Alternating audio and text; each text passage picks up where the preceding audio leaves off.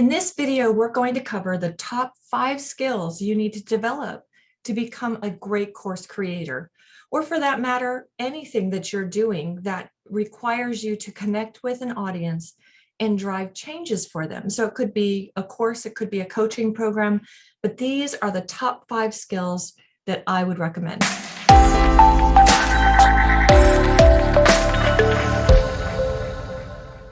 Number 1 is learn how to connect with your audience. Now, connect here can mean the way that you present yourself in delivery, but it also can mean the way that you talk with your audience when you're doing discovery.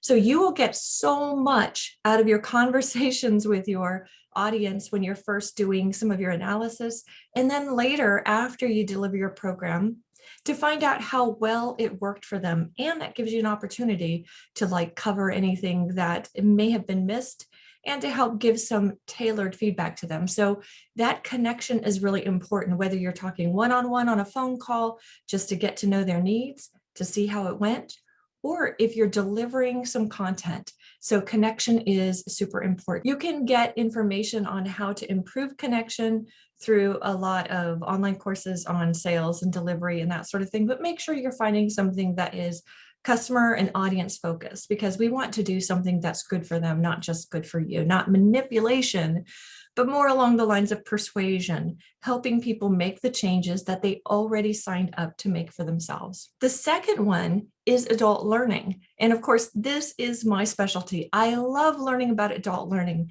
and I like to expand beyond just the realm of what they traditionally falls under adult learning. And I like to look at any courses or content or anything that's out there about how the brain works. There's a couple of lectures that I've gotten on how the brain brings in and retains information, how memories are recreated. All of that stuff is super fascinating and can make some of the adult learning principles make sense. It sometimes can make you go, aha, so that's why we do it this way.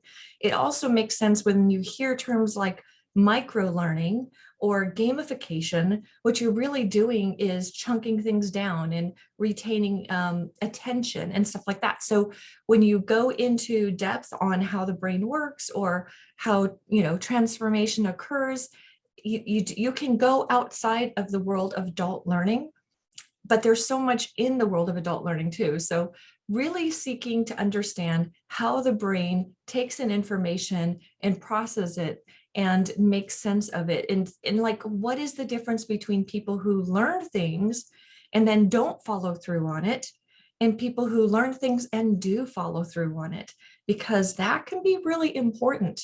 Often when we're talking about cognitive learning and people can take a test and they can fill in all the blanks and answer all the questions right, but they're not applying it in their lives. So knowing why that happens and where that disconnect is incredibly important. So that's the second skill. Learn everything you can about adult learning. Well, everything you can within reason. Okay, the third one, and this is really important if you've gone into any sort of academic field or if you're coming out of an academic field, and that is clear speaking. And clear speaking can mean that maybe you come from an academic world, and so you're used to phrasing things in very precise terminology. It's precise for people who know what you're talking about, but isn't necessarily clear when you're talking to your audience. Now, I have heard quite a lot about people saying, don't talk down to your audience. And so this idea of, teaching at a 4th grade level or 3rd grade level is insulting to your audience. I actually kind of agree and kind of disagree. So talking down to your audience is clearly not what is intended. We don't want to condescend to your audience. But there is a difference between using grade level words for clear speaking and dumbing down a concept. I do not think that we need to dumb down concepts, but I also think that if your concept is very complicated for your audience, then maybe we need to do a better job of simplifying it for ourselves so we can explain it in a clearer fashion. There is a thought experiment that Einstein used to do, and Einstein used it to explain the relativity of simultaneity. super complex principle, right? And yet it can be explained in just a few minutes. If you want to go on YouTube, some of those videos and search for them, you can find some of these videos where he's taking a really, really advanced concept and he's explaining it in very clear and understandable terms. So pretty much anybody can go, okay, I see what he's talking about. I see what's going on here. That is a really good example of how it is not dumbed down at all, but it is simplified in a fashion that most people can make sense of it. It really is important to know who your audience is and talk with them. And also consider people who are not primary speakers of the language that you're creating your course in. So if you're creating a course in English and you want to attract people who may be coming from another country or English is a second language, then simplifying your language is what you're looking for. You don't want to dumb it down. You don't want to dumb down concepts. You don't want to dumb down your language, but you do want to simplify it so that it's available for everybody.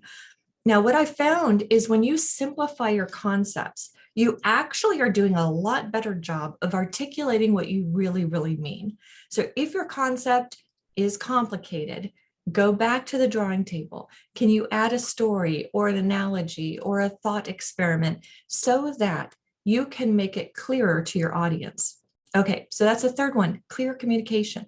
The fourth one is to learn how to drive outcomes. And for this, you may need to have some sort of thing in place that causes people to want to do whatever it is that you're asking them to do as a result of your course. So if you're asking them to eat in a different way, or if you're asking them to work out in a different way, or if you're asking them to maybe pursue some big goals, then what are some of the ways that they're motivated to do that so that outcomes are achieved? So how can you drive outcomes? Super important if you want to sell your course, because most people did not sign up for your course in order to, waste a Saturday. They sign up for your course because they want something and they believe your course is going to help them get it. So what can you do to help drive those outcomes?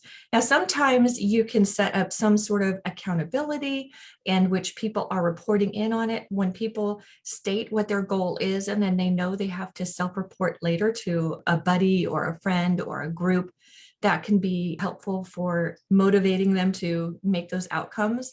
There are many other ways to do it as well. You could gamify it. You can make people earn certain levels so that by achieving it, they achieve those goals. Or you can paint a clear picture of like what is in it for them when they become that, or how can you motivate them to step into that vision of themselves. So what is it that you can do to help your audience achieve those outcomes they're looking for? So that's the fourth skill, drive outcomes. Now, the fifth skill isn't really a skill, but it is something that I'm going to encourage all of you to do. And maybe it is a skill for you. And that is learn how to ask for help. And that's true because you don't have to do everything on your own. Now, when you're first putting together your course, you can get help through YouTube videos like this, or you can go online and you can search Google. You can, ask a friend to look at something for you. But as you get your course more and more honed in, the first couple of times might be a rough iteration of what you're looking for, like a rough sketch of what you're looking at. And you might, work with a smaller audience.